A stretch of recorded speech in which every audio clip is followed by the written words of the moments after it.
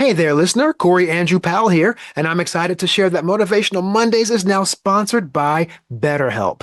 Feeling stressed or anxious? Well, BetterHelp brings you online therapy that's convenient and affordable. NSLS members get 50% off your first month of BetterHelp when you sign up at betterhelp.com/NSLS or click the link in the show notes. Start your journey to better mental health today.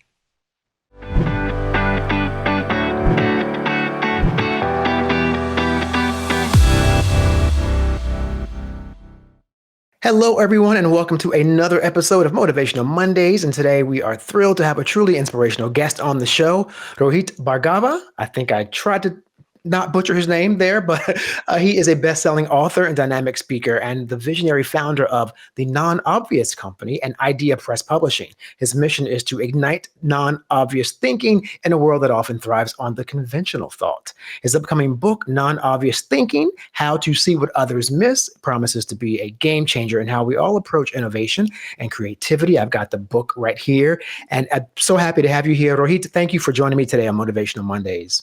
Oh, thank you. I'm happy to be here and ready to motivate. So let's go. Excellent. Let's do it. Let's do it. So to start with, I really would love to know what is it that actually sparked this book for you, the book Non-Obvious Thinking, to see what others miss. What inspired you to write it, and what do you hope people gain from reading it? So I spent most of my early career working in the world of advertising and marketing, and it's a creative industry. And I was amazed at how often I was surrounded by reading ideas that I just thought were not creative, that were totally obvious. And I started using this lingo to describe something that was new that I actually hadn't seen, like a new way of thinking. I said, oh, that's non-obvious. And the more I used it, people just understood what it meant. And more importantly, they understood like why it mattered to be non-obvious. And that kind of became my thing. I started writing about it, and then I published some books around it. I did a trend report. And ultimately, I collaborated with my co-author, Ben, and we wrote this book. And I think what we hope happens from it is that people not only get the idea that we need more non-obvious thinking in the world, and that your life would be better if you could see more non-obvious ideas, like you'd be more creative, you'd be able to have your big ideas succeed, but that the book gives you some real actionable ways to make it happen. So it's not like an academic theory book. It's like a get something done book. Yeah, I love that too, because there are some great examples that I noted that I thought were really interesting. One of the ones that resonated with me as I get a little older and complacent in some ways is the one area you talk about embracing danger. And it's sort of like, we don't really mean, well, and maybe, but not danger in the sense that something's dangerous and harmful. But it seems like you're saying just being unafraid to take chances or risks and not get stuck in what is complacency. So share a little bit about that part of it. Yeah, I mean, there's big danger and small danger, right? So embrace big danger could be anything from like go skydiving or like do something really adventurous that you might not ordinarily do, just to kind of challenge yourself, right? But small danger would be trying to go somewhere by not looking at the map, or like putting the map away, or like trying to build a piece of IKEA furniture without looking at the instructions, which, maybe not a good idea, right? But what it teaches you by doing that is it teaches you to apply some creative thinking to the task at hand instead of just blindly following the directions. And I think we've all had that moment where maybe you're following the GPS in the car and you're just blindly kind of taking this turn or that turn. And then all of a sudden you're like, wait, where am I? What am I doing? Because we just switch off our brains when we start mindlessly following instructions. And so part of this idea of embracing danger is like break yourself out of that. It's funny you bring up the driving thing, because as I was preparing for this conversation and I read that chapter of the book, I thought about how living in New York City for so many years, over 2 decades, basically, I'm so used to public transportation. Yeah. As a young teenager or early 20s, man, I would be in my car. My mom was like, "Where are you?" I'm like, "Florida." I had driven across the country. After 20 years of public transportation, I get in a car and I'm like white knuckled. And I rely heavily on GPS. And one day I was driving somewhere, and a neighborhood I was in, all the streets had been updated in recent years. So the GPS was not giving me the actual streets I had to turn down. although they were the actual streets, but of different names. But I had to use I had to kind of trust myself and go, you know what? It seems like this is the left turn I'm going to make. I'm going to go down that street. And, Yeah. for a person who's kind of afraid to take risks, even making a left turn when, Siri tells you not to can be challenging. And it And was like, Siri freaks I out. felt good about it. Right? Like Siri doesn't like that. She freaks out and tells you. But like, I mean, you're talking about that. Definitely like even walking directions, right? I mean, it's amazing. Like I was with someone where like we were on 7th Avenue and we were in 7th and 42nd and we had to go to 8th and 44th. Mm. And they're looking at a map when it's literally 1 block over and like 2 blocks up. And all the streets are numbered, and 8th comes after 7th, and 41st comes out, after 40th, right? Because we're just used to turning our brains off, even when we don't need the instructions. Mm-hmm. Yeah, and that's another interesting point another guest made recently when we talked about the age of information in a digital time, or information in the digital age, and we talked about how we no longer remember phone numbers, for example, like we used to, or we don't remember things that we just always remembered because now things are programmed into a phone and you just hit a button.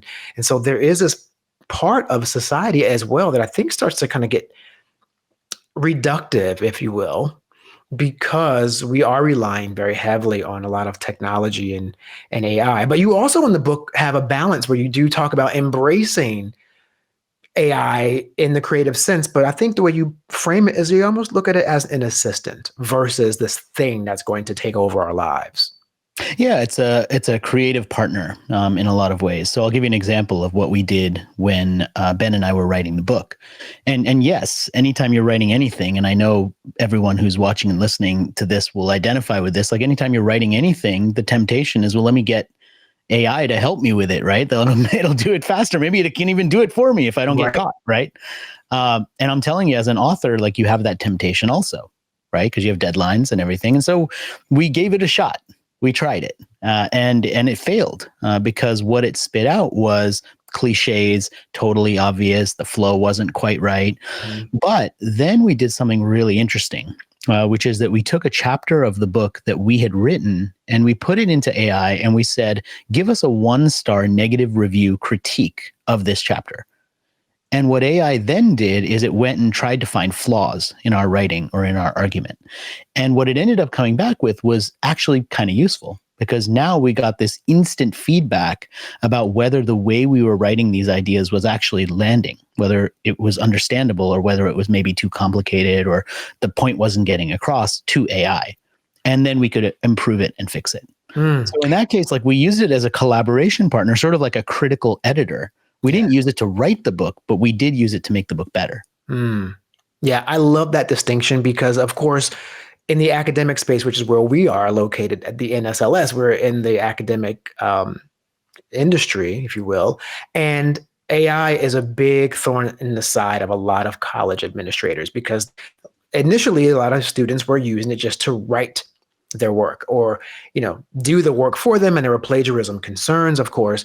So there's a balance of other people saying, well, no, we have to make sure that we don't just completely demonize AI. But I love the way you just discussed how you can utilize it because as a writer, I use it the same way. I don't want it to speak for me because I want my particular voice and my tone and personality to shine. But I could use help with some grammatical syntax every now and then.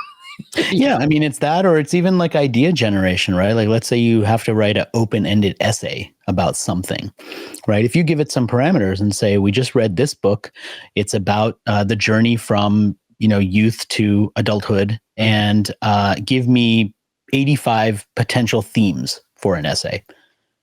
It'll spit those out immediately. Yeah. And as you go through them, maybe one of those themes sparks an idea for what direction you might go with your essay. Mm-hmm. So again, you're using it as a way to help you achieve the thing that you're trying to achieve, but not in a way that is allowing you to switch your brain off and learn nothing and just have technology do it for you.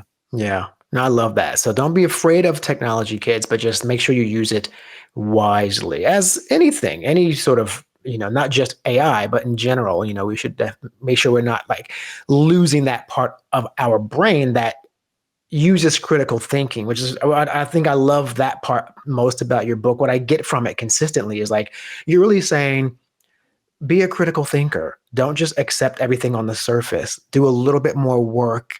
It's more rewarding in the end for many reasons, but just for the main reason of that, you challenge yourself and you've come to a better understanding of a topic or of a person.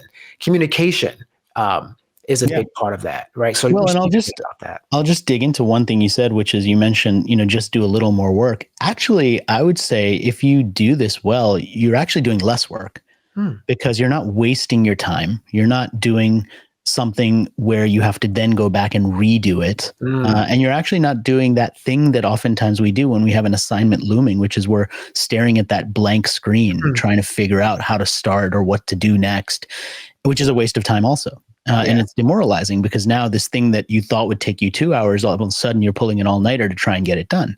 Mm-hmm. And so part of it is like you can optimize your time so that you're actually not wasting your time because you're working in a better way. And by the way, that's a great life skill to have when you get out of school too.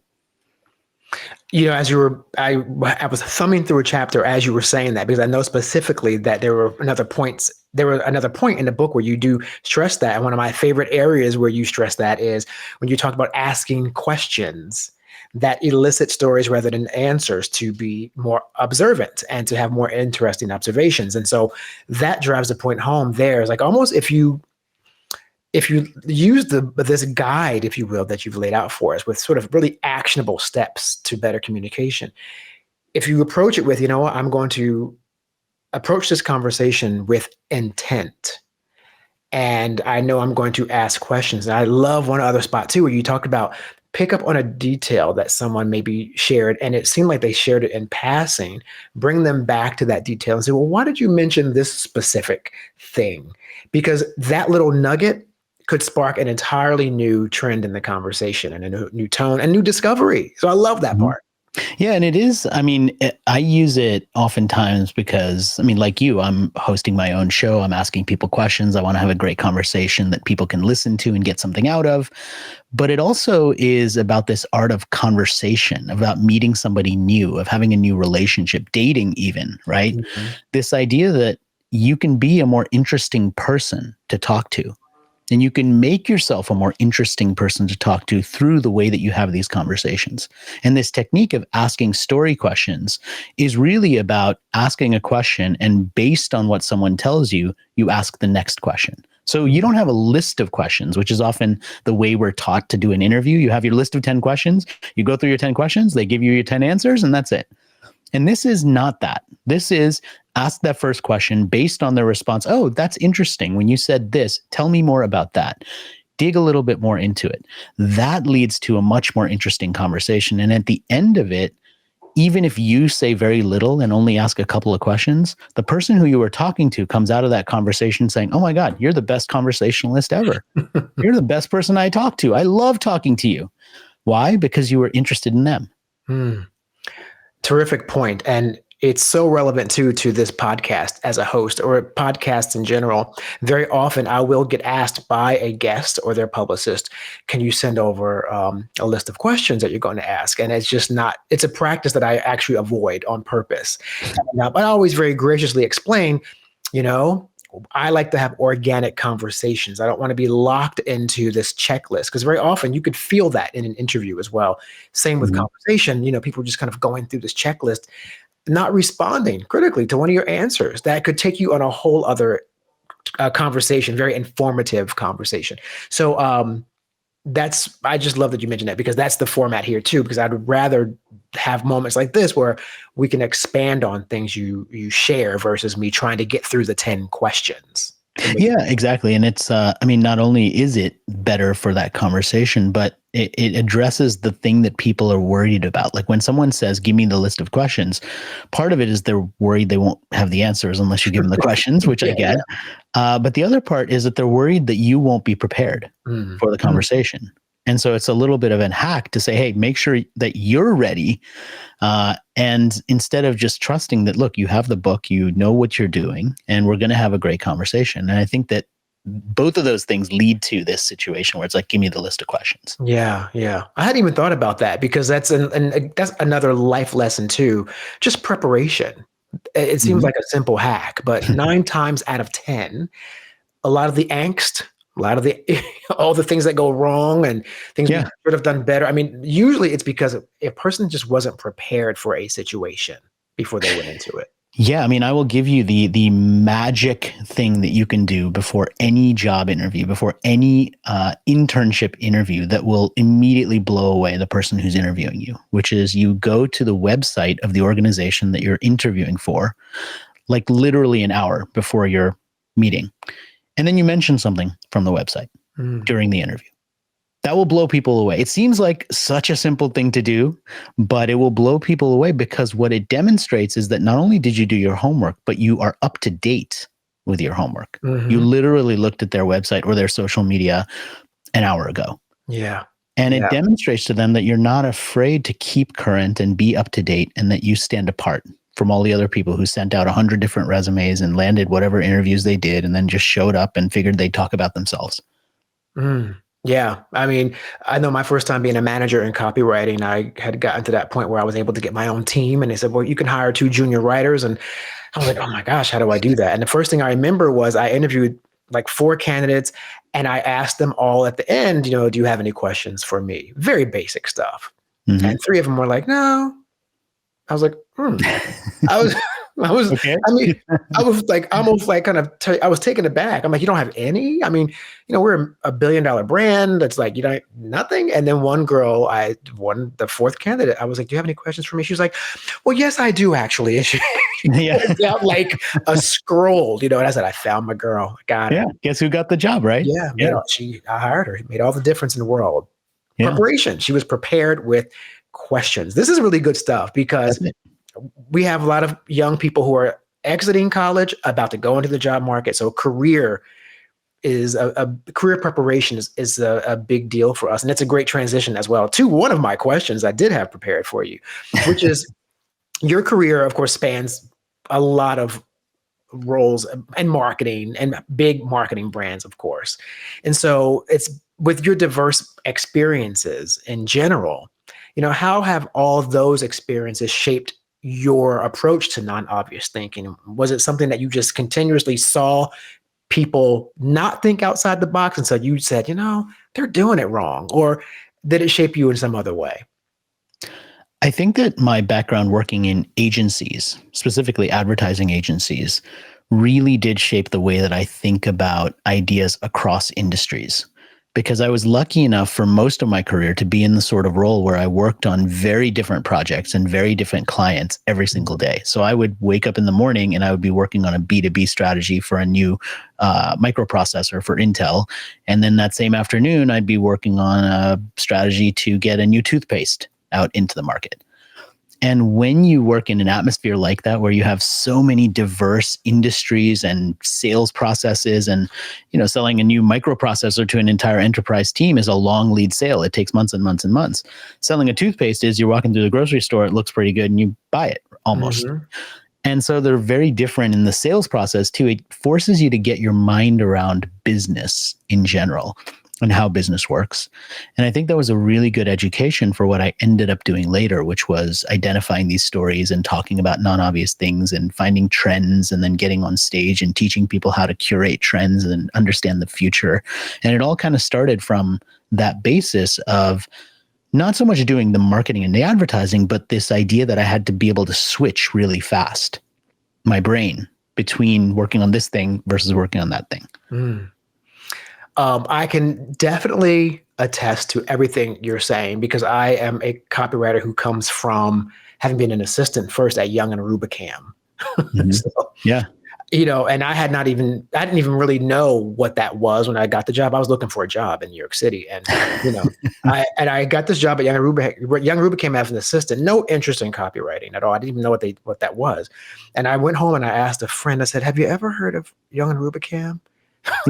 And this friend said, have you ever heard of God? And I was like, oh, yeah, where did I land? Why not? I mean, they're huge. They're huge. Yeah. And it changed my trajectory in life, really, because I got interested in what they did. But I identify with the range of projects that you just mentioned. You have to shift your thinking to a lot of different projects at that level of advertising. I mean, they're doing Super Bowl commercials for Sony, Right. but then they're also doing everything from, pharmaceuticals, and you have to be able to shift between all that creative and then work with different deadlines. And so it does prepare you for sort of having that. So I totally can see how that shaped you in that regard. And now when you apply that knowledge though to other industries or to other people, do you see that it transitions easily as like a universal sort of messaging that you've learned in that advertising environment that translates in other areas of life?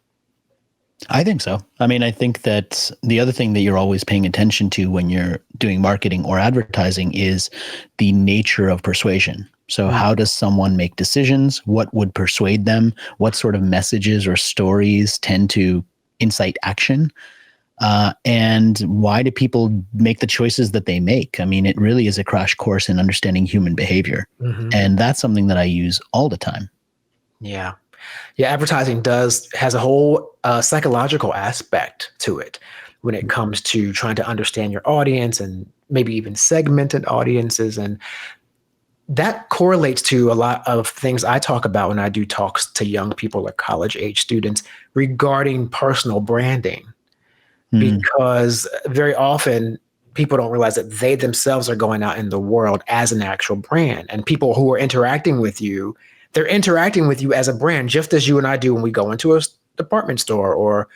And what kind of experience are they having with you? What are you giving them as an experience based on, who you are and what you are? And I think the authentic part of you have to be aware of who you are first before you can successfully be a personal brand. Yeah, I think a lot of people, they hear this idea of personal branding and it feels very intimidating. It's like, oh man, I need a logo, I need a website, I gotta have t-shirts, right? I gotta do the things that I think are branding. But if you think about it through a different lens, if you think about your personal brand as your reputation, what are you known for? That feels like a more approachable thing, because now it's like, well, what am I known for and what do I want to be known for? And what sort of work am I putting out there, and how am I representing myself? Either how am I representing myself through social media, whether it's your personal social media or your professional social media profile, or maybe both. And what story am I telling about myself that I want out there? And I think that's a really valuable thing to think of, especially as you're graduating, leaving college, getting out into the workforce, and thinking about someone who might potentially hire you or work with you or collaborate with you. What are they seeing when they look at you? What are they seeing when they search through your social media profiles? And is that the story you want to tell about yourself? I'm not saying that you should kind of delete everything or try and pretend to be someone who you're not. Right. But you should try and put yourself into the shoes of someone who doesn't know you and see what they're actually seeing, and ask yourself if that's what you want them to see. So important, because people make drastic mistakes in social media without realizing it. I had to learn years ago when it was all kind of new that, we didn't really realize that once you say something, it's out there forever. We didn't know what this social media thing was. And so I had to, early on, thank goodness, be like, yeah, maybe I can say that a little bit more constructively when I have a response, because when I think people, I think they know that, and so they go sometimes too far in the opposite direction. And so what I sometimes see is someone who's a young person, they're getting out of college, they're looking for a job, and they're thinking, well, I need to remove all aspects of my personality. Anything that indicates that I might be a real person who loves something, I need to get rid of so that it's just professional.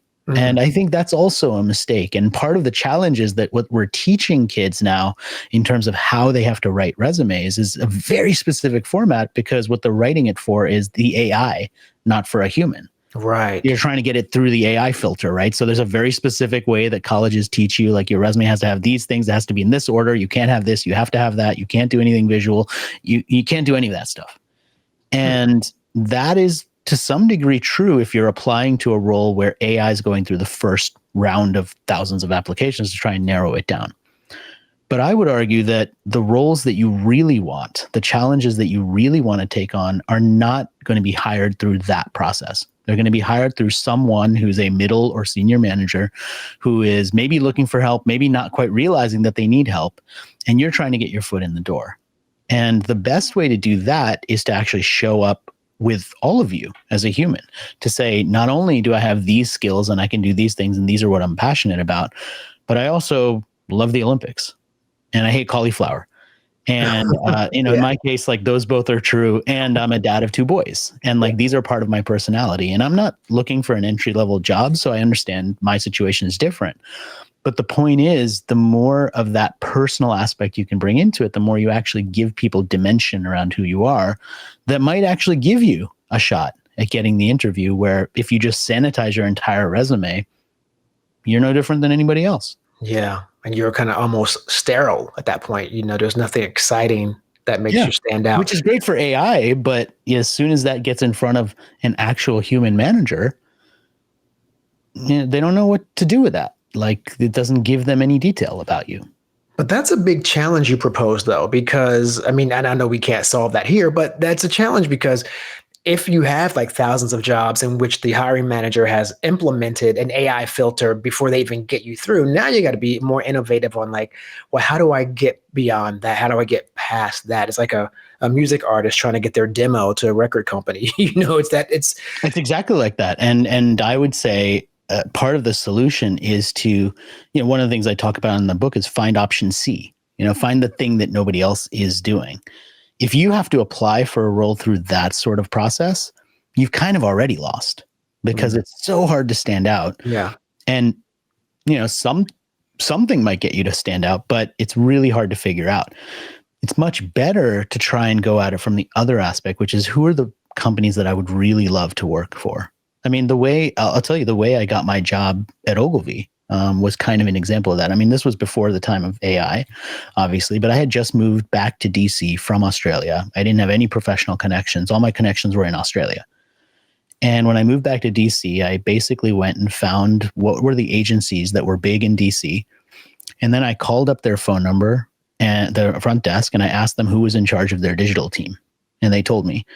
And then I basically looked at their conventions, their email conventions, and I saw that, okay, for Ogilvy, for example, like their email conventions was first name dot last name at ogilvy.com. So I'm like, okay, I know the person's name. I know what their email address is because I just figured it out. I'll just email them and say, hey, I'm so-and-so. This is my background. This is what I've been doing. I just moved to DC from Australia. If you ever have a role, an opening, I'd love to come in and interview for it. No job. Nobody posted anything. There was no kind of filter. I was applying for a job that didn't exist. And it was a couple of weeks later that I got an email back from the person who I'd emailed saying, actually, we just landed a couple of big clients. We are about to go and start searching for somebody new. You might be a good fit. Come on in for an interview. Wow. And that is amazing. So, I mean, that's sort of, it's not a dated strategy. That I think would work today also. Perhaps even more so, because now you're circumventing that whole AI process. Well, I love that. I never thought about that, because we try to get the Gen Z generation a lot to make their presence known on LinkedIn, for example, because to them, they don't think that's a platform where they really, it still feels like it's old people, but that's, if you're a young person entering the job market after college, like LinkedIn is where you need to be. But to your point earlier about making sure your personality shines through and you're making some maybe viable connections. There's a woman at LinkedIn who I love, one of like the best, awesome, people who's there in that space, named Mandy McEwen. And she talks to young people about have a presence there.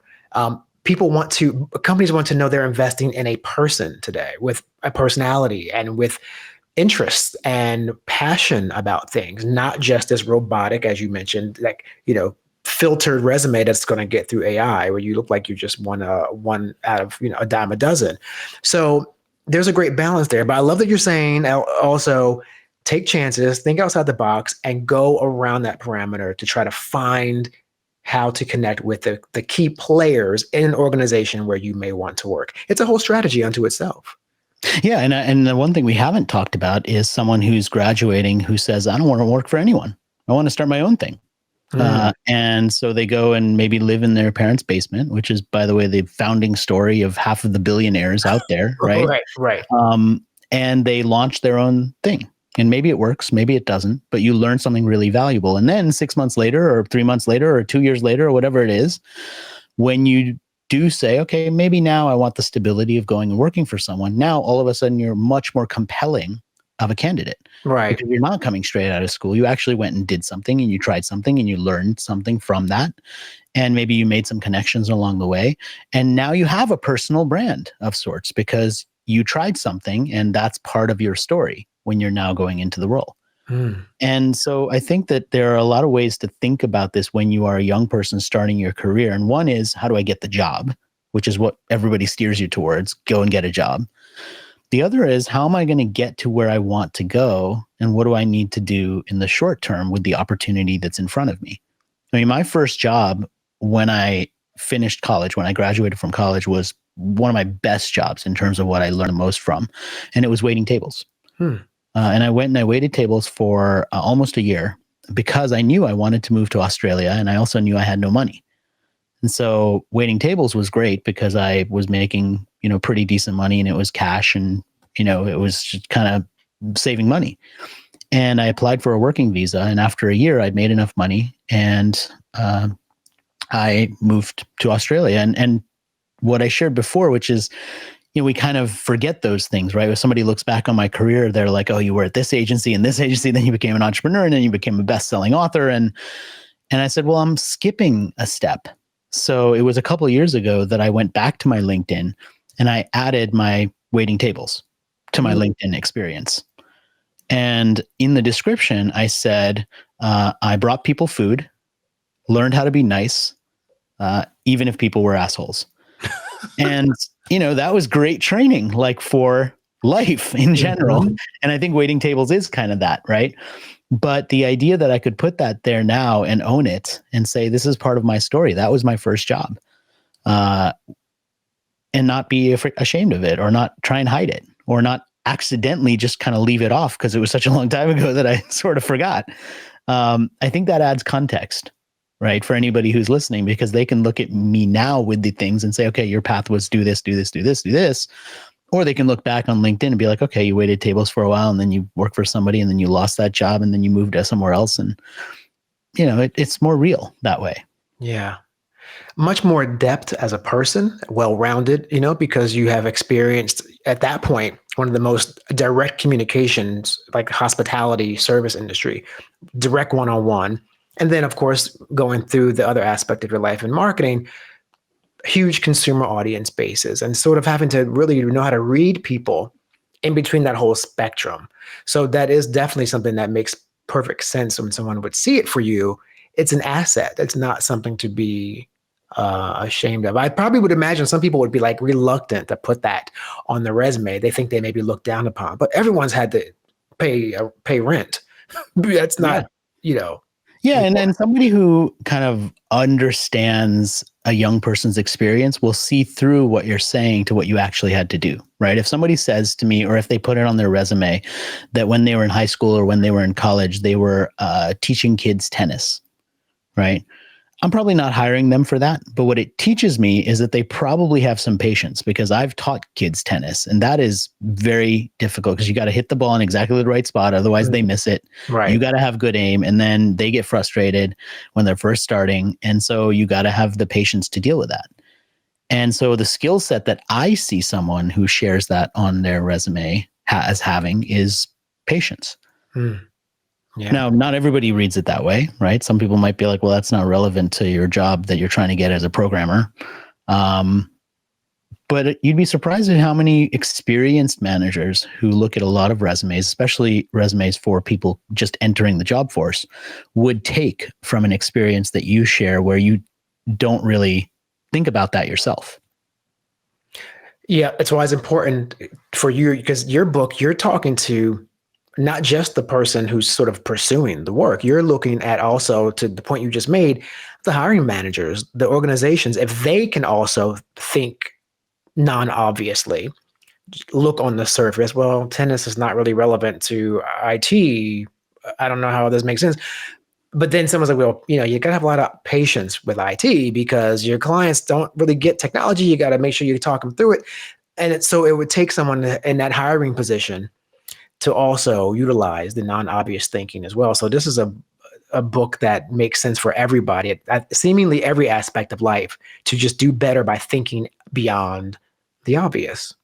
Yeah, I mean, that's the goal. And I think that the way that we tried to put it together, Ben and I, was also a big part of how we wanted it to be out in the world. So as you saw, it's very short. It's got a bunch of illustrations. It's super easy to digest. I mean, you could literally just pick it up, start a chapter, read it in a minute, and hopefully take something useful out of it and then close the book. Yeah. So it's very easy to dip in and out of a book that's written in this way. Wonderful words of wisdom. Break out of those old habits and try something new. It's been a great conversation, Mr. Rohit Bhargava. I just think people are all going to really get a lot out of this book. And again, it's just to make us all be a lot more thoughtful in our process, our day to day. And hopefully it brings us to a much more creative and inventive, perhaps, society. So the book is called Non-Obvious Thinking, How to See What Others Miss. And that comes out September 1st, I believe. And we definitely enjoyed having you here today on Motivational Mondays. Thanks for being here. Thank you. Thanks for having me.